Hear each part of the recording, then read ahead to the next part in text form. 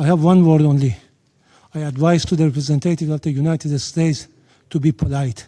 It will be better for yourself and the country you represent. Thank you. In the name of God, the compassionate and merciful, we appreciate the Secretary General for his briefing and his contribution to this meeting. We express our sincere appreciation to the Russian Federation and China for supporting the convening of this emergency meeting of the Security Council to address the manifest aggression committed by the United States and Israeli regime. I also thank those Council members, in particular China, Pakistan, and the Russian Federation, who have today taken principled position in condemnation of this unlawful act. And it is regrettable that some members of this body, in a blatant double standard, disregarded the flagrant act of aggression committed by the US and Israel on Iran and condemn Iran for using its inherent right to self-defense on the UN Charter. Mr. President, this morning the United States regime jointly and in coordination with the Israeli regime initiated an unprovoked and premeditated aggression against the Islamic Republic of Iran for the second time in the recent months, while deliberately attacking civilian populated areas in multiple large cities of Iran where millions of people reside. As a result of this brutal armed attack, hundreds of civilians have been killed and injured. The aggression and atrocious crime of the United States regime and the Israeli regime and the deliberate and persistent targeting of civilian infrastructure are ongoing.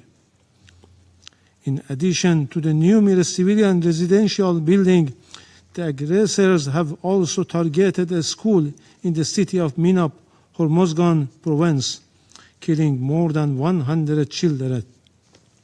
The number of innocent civilians continues to rise.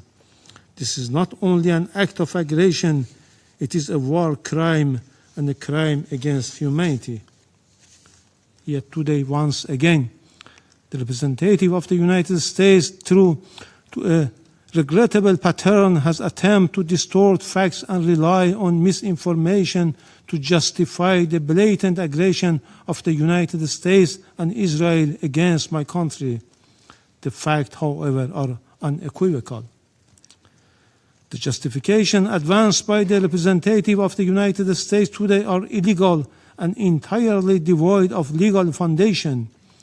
The baseless allegation invoked to defend this unlawful use of force have no standing under international law. The invocation of preemptive attack claims of imminent threats or other substantiated political claims cannot legitimize aggression. Such claims are unfounded legally, morally, and politically, and they contradicted the clear principles of the Charter of the United Nations. I also categorically reject the assertion made by the representative of France, the United Kingdom, and certain other Western members regarding Iran's peaceful nuclear program. These claims lack a factual and legal basis. Mr. President, distinguished colleagues, the President of the United States and the Prime Minister of the Israeli regime have openly claimed responsibility for this act of aggression and have explicitly articulated regime change as their objective, an unmistakable admission of their intent to violate Iran's sovereignty and territorial integrity. The President of the United States has falsely described this aggression as necessary to neutralize an imminent threat to the American people. This is nothing more than a deliberate attempt to mislead the international community and the US public opinion and manufacture consent for unlawful war.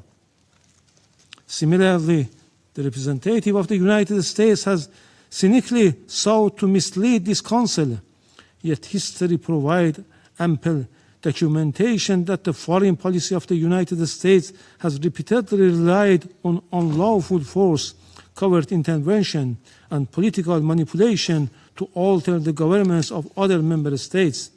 This record is well established. The reality is clear and undeniable. What is taking place today against my country by the United States and the terrorist regime of Israel is a blatant act of aggression, a full-fledged violation of international law. No justification, no accusation, no narrative of disinformation can legitimize or excuse this manifest crime and aggression.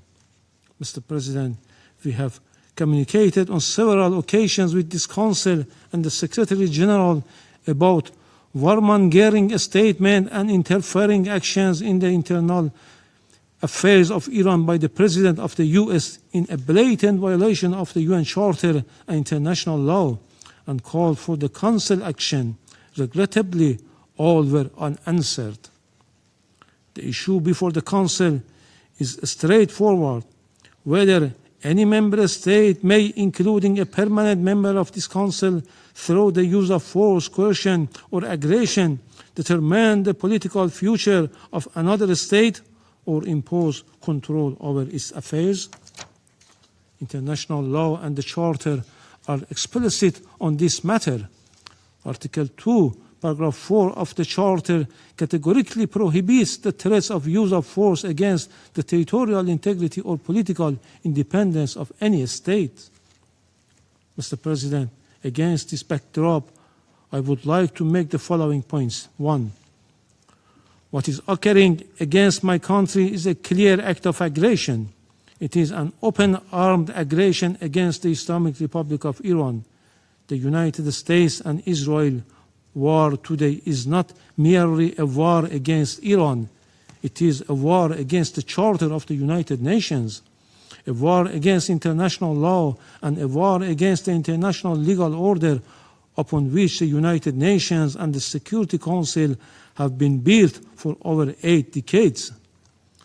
As the Charter affirms, the United Nations was established to save succeeding generations from a scourge of war. The Charter, adopted in 1945, is founded upon this fundamental principle. Members shall refrain from threat or use of force in international relations. The sole exception is the inherent right of self-defense under Article 51, and only in the event of an armed attack. The military aggression carried out by the United States and Israel satisfies none of the criteria of lawful self-defense.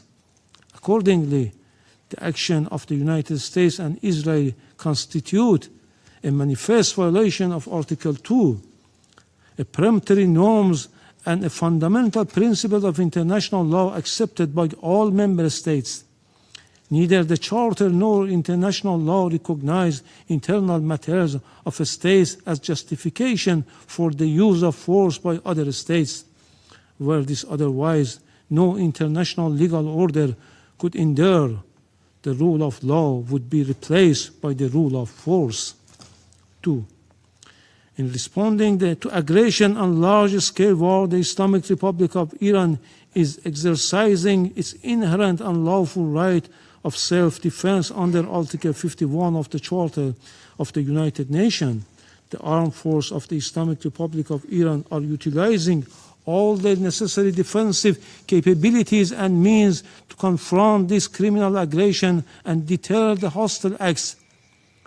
Consequently, all bases, facilities, and assets of the hostile forces in the region shall be regarded as legitimate military objective within the framework of Iran's lawful exercise of self-defense.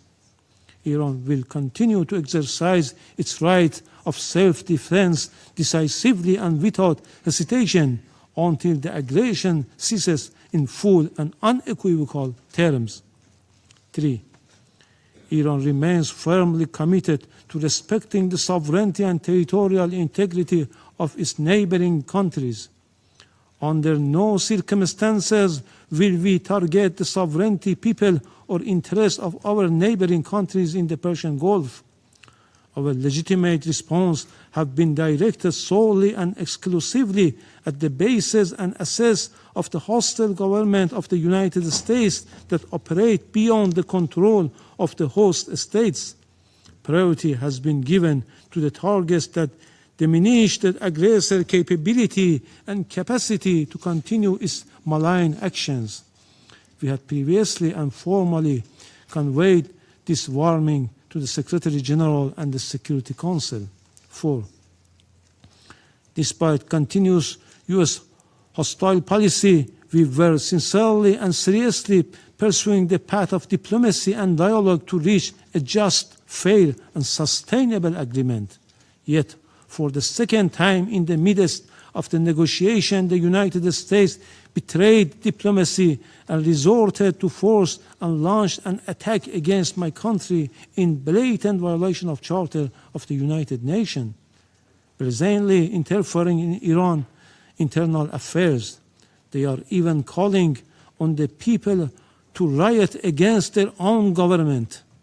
The recent record of the United States toward Iran is equally clear. Since January 2025, the U.S. administration again reinstated the hostile approach, including the policy of so-called maximum pressure and economic strangulation through sweeping sanctions.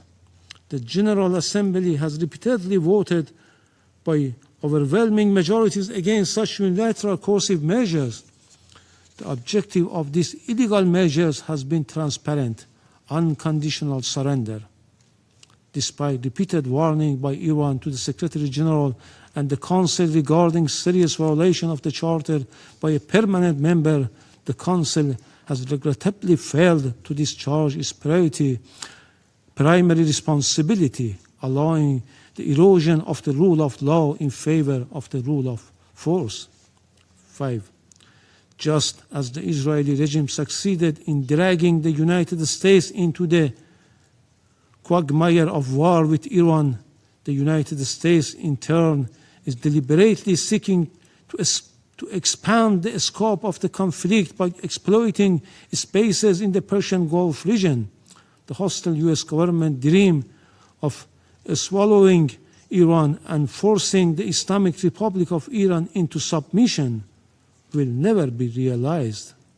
This war, before being a contest of military equipment and advanced technologies, is a battle of wills, and in that battle the Islamic Republic of Iran will prevail. Furthermore, the Islamic Republic of Iran has repeatedly affirmed its commitment to diplomacy and negotiation. However, it will never submit to pressure, coercion, or force. Diplomacy has rules and principles. It cannot coexist with aggression. 6. The duty of Council members is to defend international law and specifically the Charter. They are not called upon to judge the political system of states, nor to determine whether military aggression or economic siege leads to freedom or domination. Expression of concerns and empty condemnation are not sufficient. The Council must act. Pursuant to Article 39 of the Charter, the Security Council must immediately determine the United States and Israeli regime have committed an act of aggression and demand the immediate cessation of its unlawful use of force, including any explicit or implicit threats against Iran, and require binding assurance of non-repetition. Affirm that the United States and Israeli regime bear full international responsibility for all materials and moral damage inflicted upon the infrastructure and facilities of the Islamic Republic of Iran and are obligated to provide full reparation. Let me conclude, Mr. President, with a simple and undeniable truth. Israel and the United States have attacked Iran. They have violated international law and the Charter of the United Nations. They must be held accountable. So long as this aggression continues, Iran will continue to exercise its inherent right of self-defense firmly, proportionately, and without hesitation until the aggression ends. The Security Council must act now and stop this act of aggression immediately. Silence is complicity in this crime. I thank you. I thank the representative of the Islamic Republic of Iran for the statement, and I give the floor to the representative of Israel. Mr. President, for 47 years, the Islamic regime in Iran has led crowds in chanting March Bar Israel, March Bar America. Mr. Iravani, do you want to translate these chants? Your leaders have been chanting it for years in public events, in your parliament. March Bar Israel, March Bar America. They mean death to Israel, death to America. Israeli and American flags were painted on roads so they could be trampled. Our flags were burned in public squares. This is not the anger of a radical fringe. It is state-sanctioned hatred. And while those March Bar chants echoed, uranium was enriched, centrifuges span, missiles were built, facilities were buried deep underground. It was never just empty rhetoric. It was preparation for action. But today, alongside our ally, the United States, we act to stop it. Israel stands before you today, having acted with the United States to confront and stop an existential threat before it became irreversible. The operation targets nuclear infrastructure, ballistic missile sites, the machinery of repression that fuels terror across our region. We did not act of impulse. We did not act of aggression. We acted out of necessity because the Iranian regime left no reasonable alternative. This joint effort will continue for as long as the threat remains. We thank President Trump and acknowledge the close cooperation between Israel and the US, which has brought the alliance between our countries to an all-time high in peace and in war. Let us be clear about what we are confronting. This regime has built nuclear weapons in blatant disregard of international law and UN resolutions. It has brutally murdered its own citizens and crushed dissent. It's happened now as we speak in cities in Iran. It has expanded missile arsenals and armed proxies across the region. It has openly declared its intention to erase Israel from the map. Now, as it faces consequences, it is launching missiles and drones across the region, endangering the UAE, where a Pakistani citizen, unfortunately, was killed. Jordan, Kuwait, Bahrain, Qatar, Iraq. As we speak, in the last hour, a rocket targeted the city of Tel Aviv. Civilians, they don't target military bases. Civilians struck a building in Tel Aviv. An innocent woman was killed, and 21 people were injured. This is a regime that destabilizes wherever it reaches.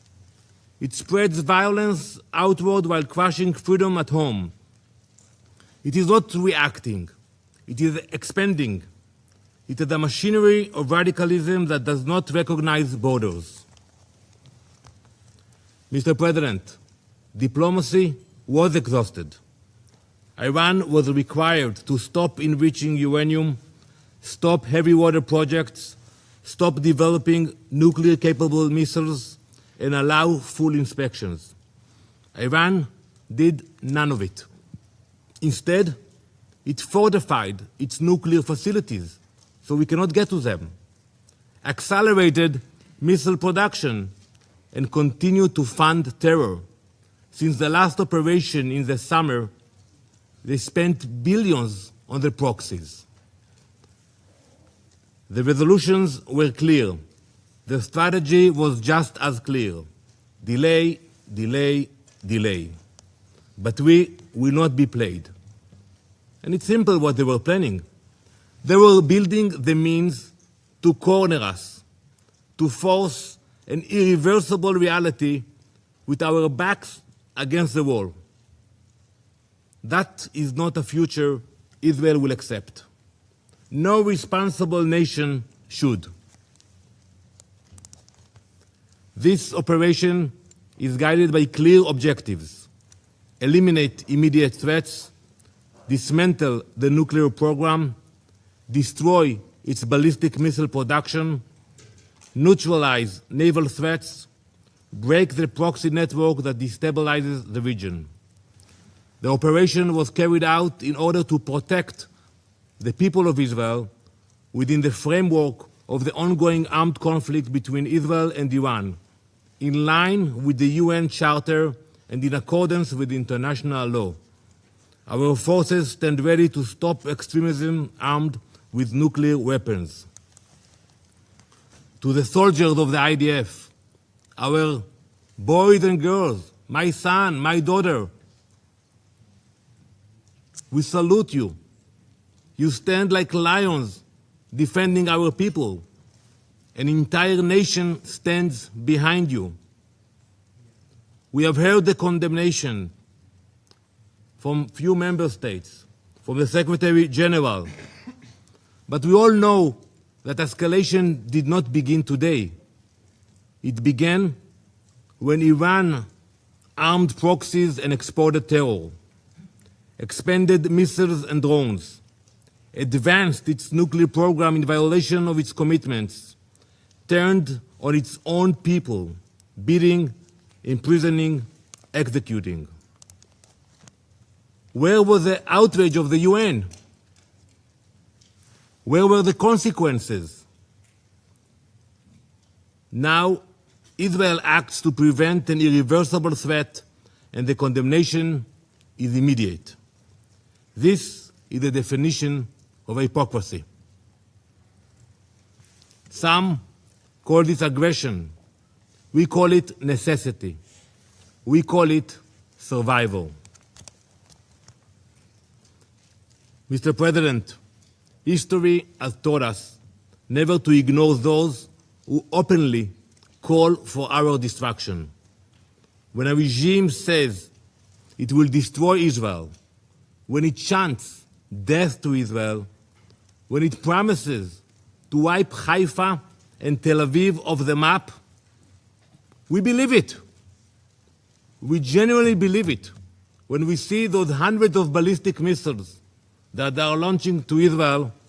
We believe the threats. We do not ignore them.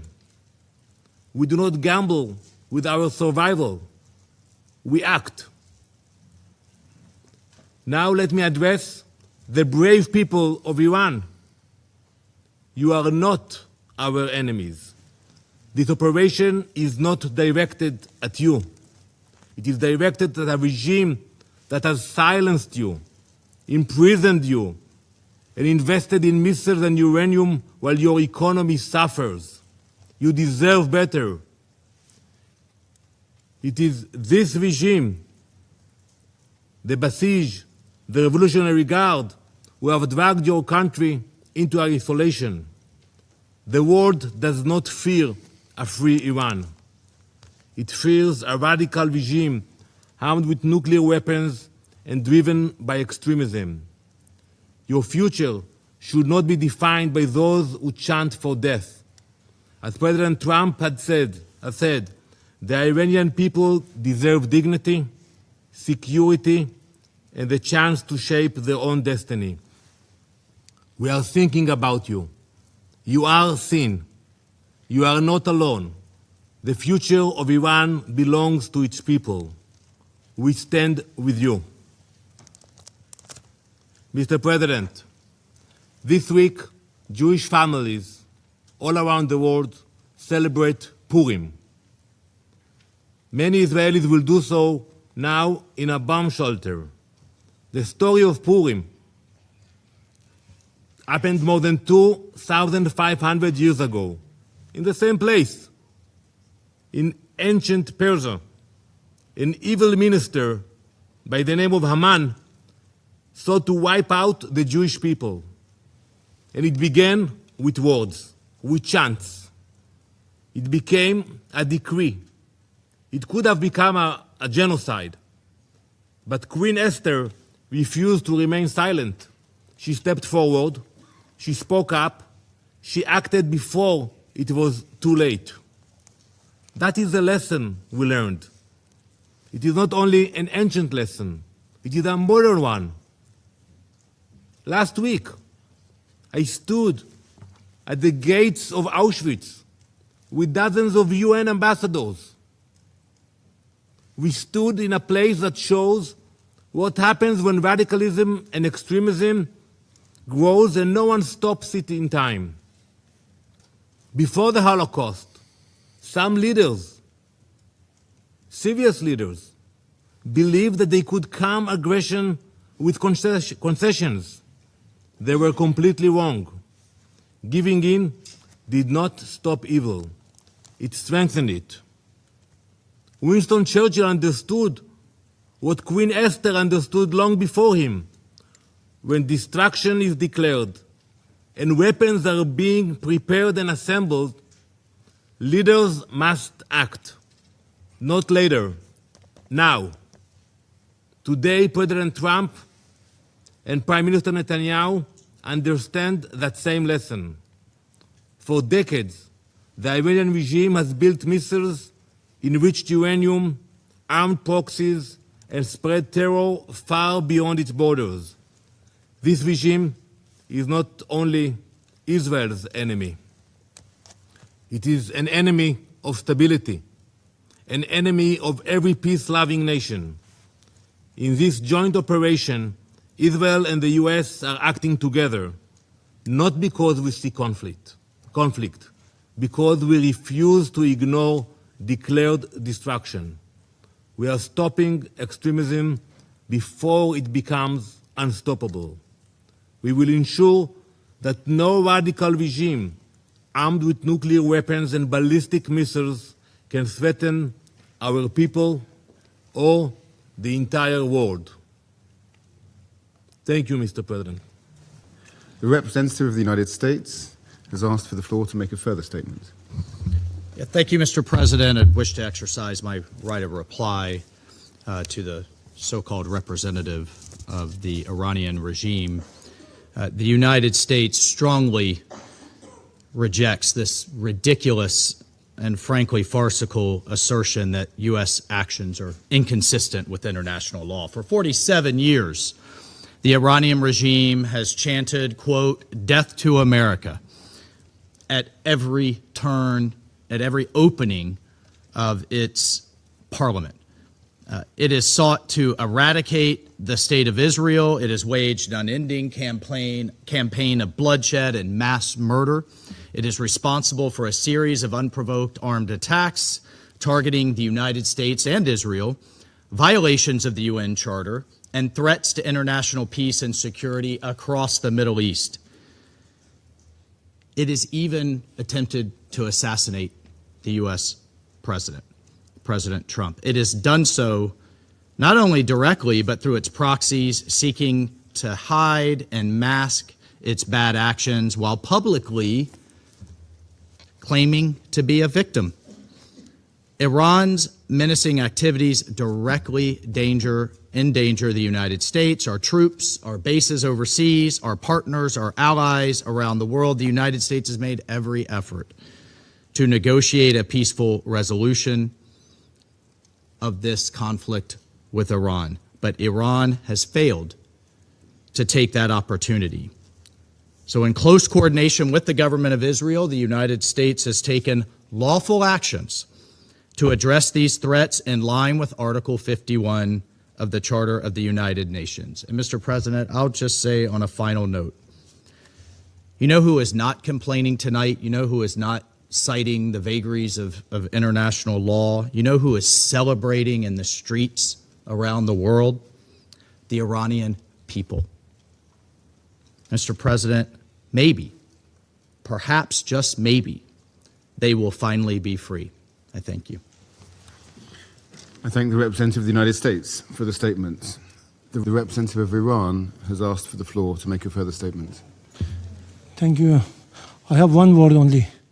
I advise to the representative of the United States to be polite. It will be better for yourself and the country you represent. Thank you. The representative of the United States has asked for the floor to make a further statement. Frankly, I'm not going to dignify this with another response, especially as this representative sits here in this body representing a regime that has killed tens of thousands of its own people and imprisoned many more simply for wanting freedom from your tyranny. Thank you, Mr. President.